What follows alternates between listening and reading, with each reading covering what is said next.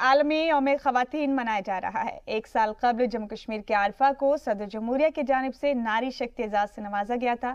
شری نگر واقع شلپ وکاس سنستھان سے ماسٹر کی ڈگری حاصل کرنے کے بعد عارفہ نمدہ بحالی منصوبے سے منسلک ہو گئی تھی۔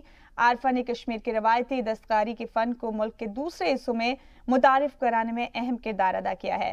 عارفہ جان نے روایتی کڑھائی دار غلیچے کو عوامی سطح پر مقبول بنانے کے لیے 3 یونٹس قائم کی ہیں۔ 2012 میں شری نگر ڈاؤن ٹاؤن میں انہوں نے یونٹ قائم کی۔ ان یونٹس کے ذریعے 25 سے قریب لوگوں کو روزگار فراہم کرایا گیا اور ان یونٹس میں 100 سے زیادہ خواتین ٹریننگ حاصل کر چکی۔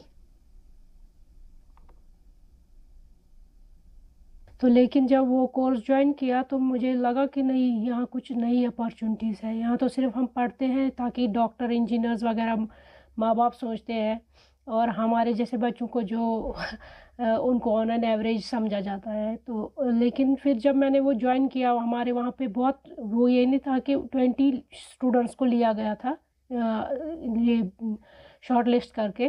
پھر اس میں سے بھی ہمیں اسکریننگ ٹیسٹ وغیرہ وہ سب ہوا تھا، کیونکہ ہمارے جو ڈائریکٹر تھے وہ نفٹ کے تھے، جنہوں نے نفٹ NID سے ایجوکیشن لی تھی، اور وہ مطلب ان کی ڈفرینٹ سوچ تھی۔